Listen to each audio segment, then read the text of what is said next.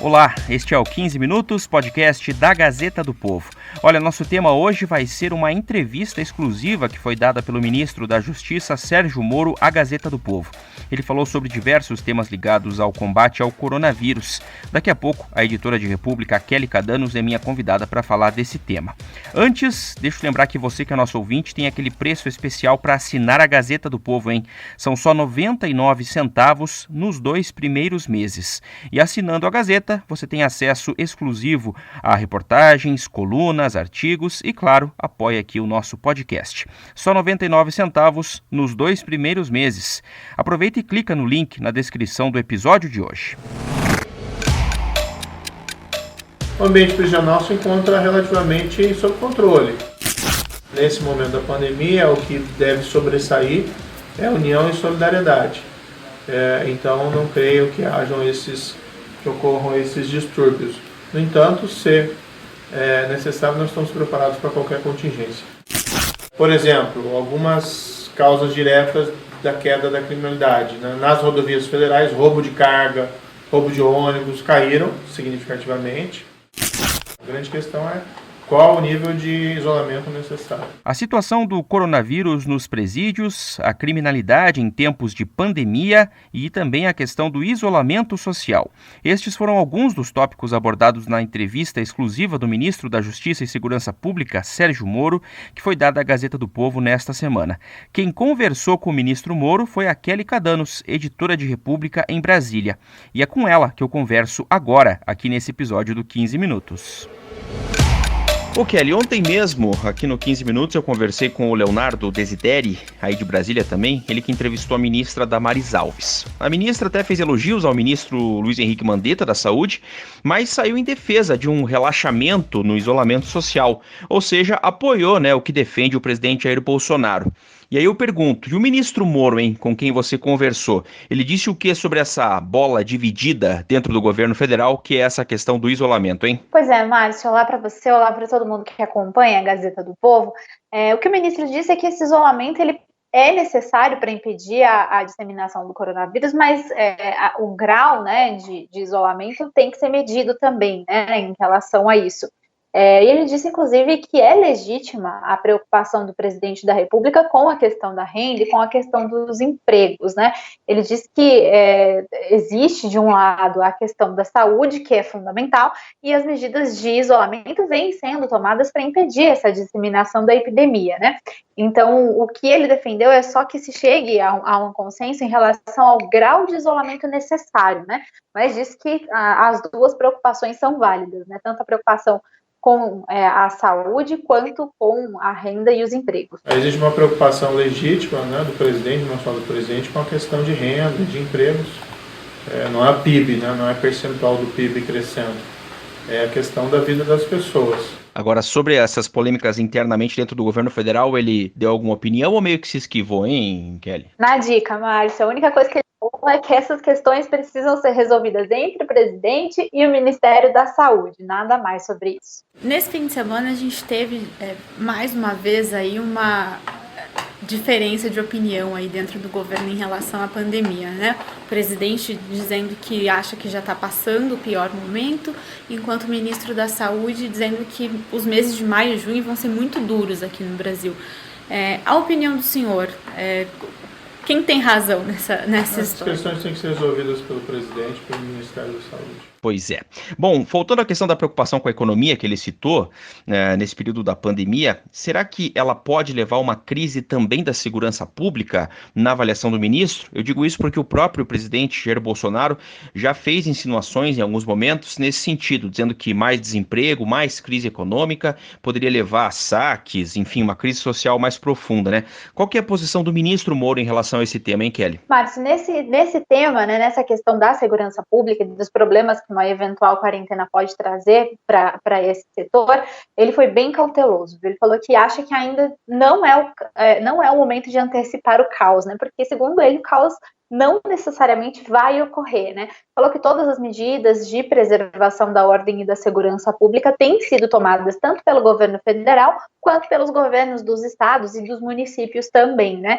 Então ele diz que está trabalhando em conjunto, né, com esses governos locais para que os piores cenários não aconteçam e, se acontecerem, ele garante que o governo federal, os governos dos estados e dos municípios vão estar preparados, mas ele ainda descarta essa possibilidade, diz que esse é um momento de união, um momento de solidariedade entre as pessoas. Ele vê com muita cautela essa preocupação em relação à segurança pública, pelo menos por enquanto. Eu acho que não devemos antecipar o caos, porque o caos não necessariamente vai ocorrer. Todas as medidas necessárias à preservação da ordem pública, da segurança, têm sido tomadas pelo governo federal, pelos governos dos estados e até mesmo pelos governos municipais. Nós estamos tentando trabalhar em conjunto. E a questão da criminalidade agora, hein, Kelly? Nessas épocas aí em que o isolamento já está adotado há cerca de 3 semanas até, ele falou alguma coisa sobre índice de quedas de criminalidade em andamento aqui no país? Pois é, Márcio, em relação a isso, ele diz que as estatísticas parciais que ele tem colhido junto aos estados traz ainda resultados que são bem contraditórios em relação a isso. Em alguns estados, segundo o ministro Sérgio Moro, a atividade criminal tem caído, sim, em outros estados não. E os tipos de crimes também variam, né? Alguns caíram significativamente em outros estados, mas em outros lugares não. Então, ele diz que ainda é muito cedo para se chegar a uma conclusão sobre isso, porque os dados também não estão consolidados, né? Mas ele diz, por exemplo, que roubo de cargas e roubo de ônibus caíram significativamente nas rodovias federais. Mas isso também é por causa da circulação de pessoas, circulação de veículos que tem sido menor nesses locais, né? Ele também espera aí uma queda nos crimes patrimoniais nos ambientes urbanos, né? Como os roubos, os furtos, né?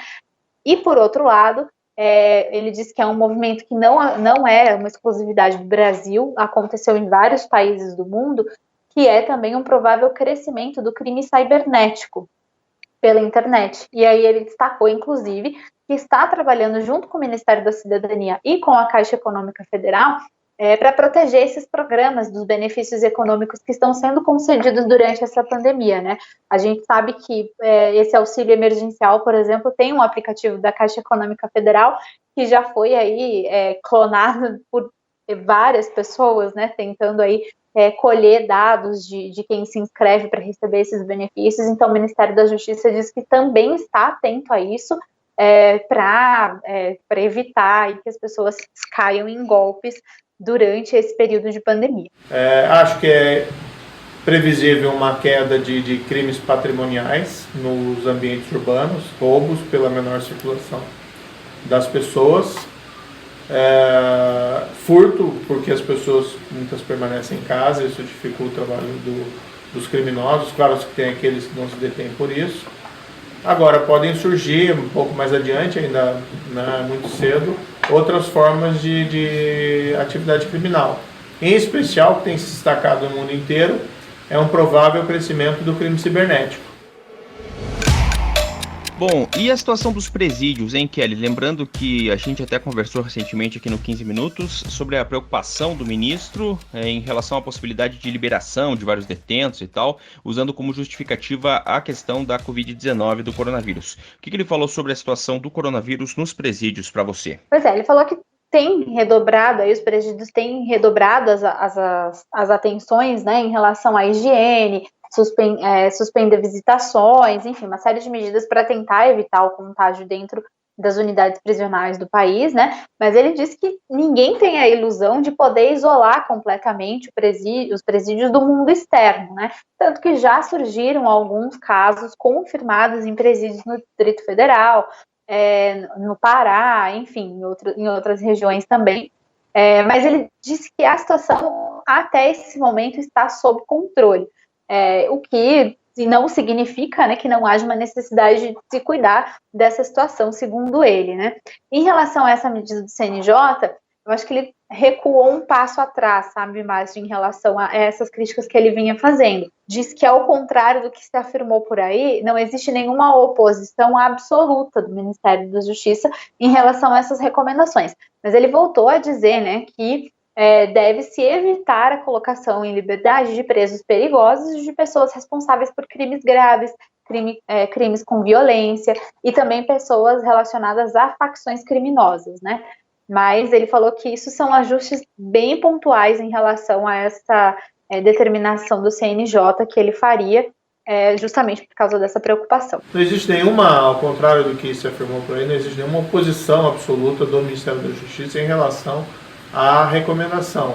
No entanto, apenas foi destacado em algumas manifestações minhas públicas de que deveria evitar a colocação em liberdade de presos perigosos. Voltando à questão de criminalidade também, na época aí do isolamento, da pandemia, também na conversa que eu tive ontem com o Leonardo Desideri, na entrevista da ministra Damares, ela comentou a preocupação com o aumento, mesmo que ainda não haja muitos detalhes, muitos dados sobre isso, mas um aumento sim nas denúncias de violência contra a mulher em todo o Brasil, isso nesse período aí do isolamento e da quarentena.